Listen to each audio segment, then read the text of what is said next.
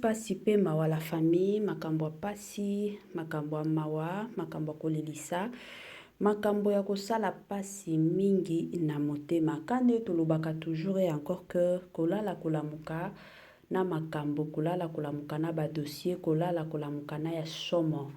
Bandeko na ngai tolala ki tolamuka ki bien. Kande journée tambolaka, kande journée kendaka. Toye kozwa sango moko ya liwa bandeko na nga. Sango wana eza sango moko ezo sala pasi surtout ya makasi.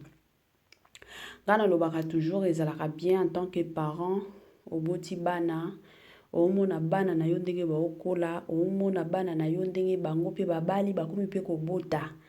Esalaka malamu. Na temps wana ata soki okufi bana bakundi oyebi ke bana nanga bazali baza bien, moto na moto aza na ndako na ye. Ke ezala yo mama bota bana, moni mwana koli, otangisi ye classe, mwana silisi kelasi, avant takuto bala. Dikuka boye mwana akufi. La famille esalaka pasi mingi na motema.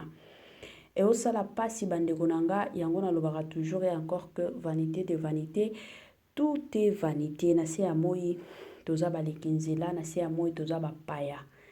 Ezana bato mosusu bazalaka azana se ya moya zo vivre neti lobi ezali. Mosusu to vivre kaka neti lobi ezate. Neti nzamba pemi apesi biso pe maka pona lelo lobi to yebi te so ya kozwa pe mato kozwa pe mate. To yebaka ndenge nini na kotambola, to yebaka ndenge nini surtout ko se comportaka vers baninga, avec bandeko na biso, avec communauté parce que lelo to lobi nzamba koki ko benga yo. Le loto lobby au Gotuko Koufa.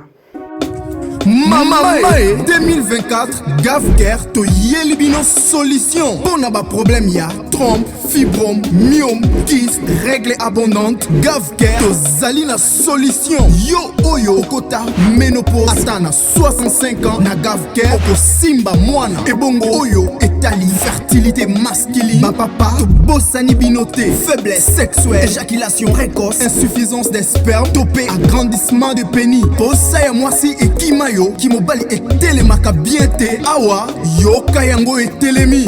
Et bongo oyo et tali loposo, vergeture, babengi nduta, bouton, tache, acné, Gavker, ba produit ya solo, teint uniforme.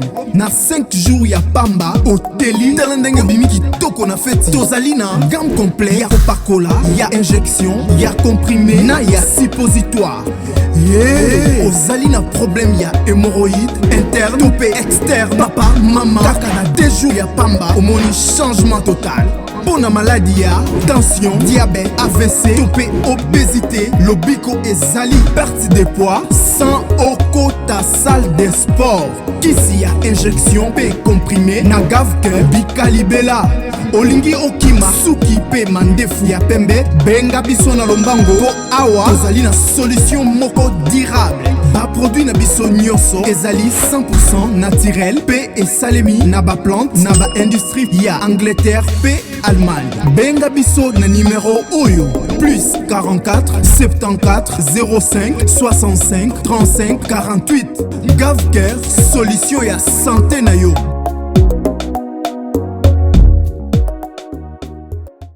Moi sensibilisation quand ndenge zalaka na système moko bien, na système moko bio, na système moko kitoko la famille.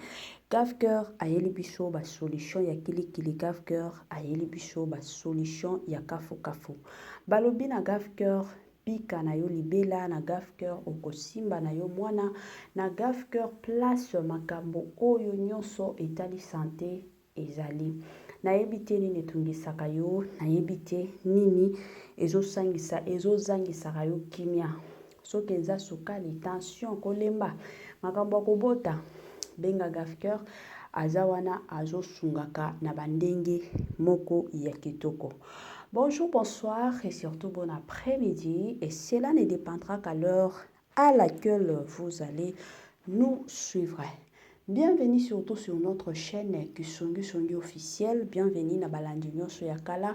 Bienvenue na ba o nyonso ya sika. Kande tobeta kama solo boye imalamu.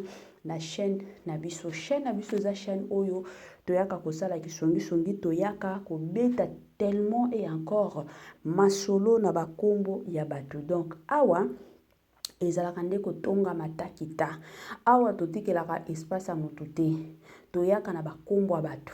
Eza na bato ebele babangaka kotonga, mais biso ya kotonga na biso ezalaka nango public, toza na biso na certificat ya kisongi. Yango yo mutu liboso mutu asika plutôt okoti na chaîne na biso na osenga na yo o s'abonner massivement. Tango ozo bo s'abonaka bongo kobosa na pete kotiela biso ngonga ya notification.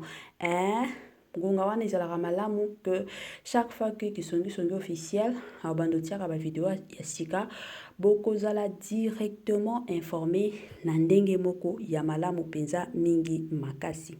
Congolais partout oyo ozali na monde entier, offre oyo ezali spécial pona yo parce que ozali mwana mboka mabele ya mboka batekelaka ngo bapaya te. Congolais tala mabele oyo ezali komonana, ezali plat à 3 minutes ya boulevard Lumumba, route nationale numéro 1 awa na kati ya Maluku, à quelques minutes ya péage ya Menkau oza mobimba na $750 ya pamba, ozui 15 mètres sur 20 na yo, y compris les documents administratifs na kati. Donc okozwa ba document ya quartier, okozwa ba document ya commune, okozwa tous les documents possibles oyo esengaka mutu azwa pona parcelle na ye. Pe oza na possibilité ya kosomba a crédit soki ozo somba plus. Ah oui, tolobaki te, tolobi bien, y compris les documents. Opesi mbongo na yo, oza na droit ya terrain 15 mètres sur 20, ozali na droit ya ba document administratif nyonso tu. Moi sensibilisation lisusu la famille ba mapango koteka yango yo. Kandenge na lobaka toujours et encore eza malamu kosombelaka bana lupango. Lelo tolobi peut-être qui sait okozala te siko soki oza te bana na yo bazalaka bana kotelengana, bana na yo bazanga bisika kolala, bazanga bisika kovanda, ekozala pasi pe mawa. Ba mapango yango eye na $750 ya pamba, kozela te ke occasion oyo esila te to occasion oyo eleka te. Eza na ba opportunité mosusu eyaka kaka mbala moko na vie. Yango na lobaka toujours soki opportunité eye malamu o profiter na opportunité wana ekozala malamu. Ba mapango eza nango na $750 ya pamba, osombeli bana na yo lupango na ndenge moko ya malamu penza mingi makasi. Voilà, tokota na mozindo ya makambo na biso oyo tomemelaki bino lelo, toye na sango ya pasi concernant mama na biso, mama Marie-Hélène Lota. Ebele ya bato toyebi ye, ebele ya bato tosepelaka na ndenge ajuaka, ebele ya bato to apresiaka ko jouer na ye.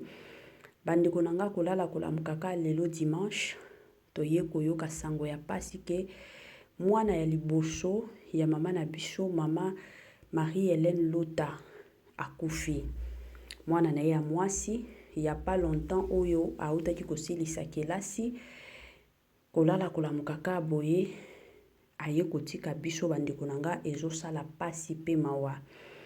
Yango bandeko nanga kisongi officiel lelo toye awa pona kotonga te, me toye penza lelo pona kopesa bino sango ya pasi, sango penza ya mawa, eza sango moko ezosala pasi. Ebele ya bato toyebi ke mobali ya mama na biso Marie-Hélène Lota azalaka pasteur, ye pe akoma pasteur. Bayaki ko consacrer ye il y a même pas 4 mois. Alors koya kolala kolamukaka boye mwana na bango ya mwasi bandeko nanga akufi.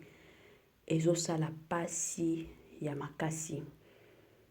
Kokufela mwana ezalaka facilité. Ngana yebi eza na basi kaka zemi ya pamba 2 mois elongwe moni mwasi ya leli. Bien que mwasi eza na bana mosusu, mais parce que 2 mois kaka ya pamba ya zemi elelisaka basi ebele. Nano amoni mwana te, ayebi ata elongi ya mwana te, même mama aleli.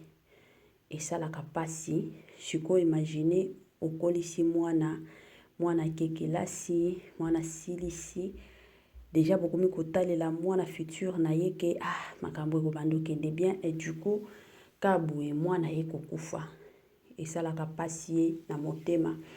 Yango kisongisongi officiel aye premièrement mpona koprésenter ba sincère condoléance na famille nyonso ya mama Marie-Hélène Lota. Toye pe koprésenter ba condoléance na biso epa ba comédien, parce que tant mama Marie-Hélène azolela ezaka ye moko te, ba comédien nyonso na minute oyo baza kuna na matanga. Mama na biso Marie-Hélène aza mama moko azalaka na ye très social, très cool. Asololaka na bato nyonso, azalaka mutu te ke non kuna nakendaka te, kuna nakendaka te. Ye place nyonso babengisaka ye kendo jouer, akendaka penza na pete nyonso. En tout cas eyosala pasi. Nzambe alola a consoler famille nyonso mobimba. Nzambe alola azala elongo na bango. Yango penza prière na biso bandeko nanga. Congolais partout oyo ozali na monde entier, offre oyo ezali spécial pona yo parce que ozali mwana mboka, mabele ya mboka batekelaka ngo bapaya te. Congolais tala mabele oyo ezali komonana, ezali plat à 3 minutes ya boulevard Lumumba, route nationale numéro 1 awa na kati ya Maluku, à quelques minutes ya péage ya Menkau oza mobimba na $750 ya pamba, ozui 15 mètres sur 20 na yo, y compris les documents administratifs na kati. Donc okozwa ba documents ya quartier, okozwa ba documents ya commune, okozwa tous les documents possibles oyo esengaka mutu azwa pona parcelle na ye. Pe oza na possibilité ya kosomba a crédit soki ozosomba plus.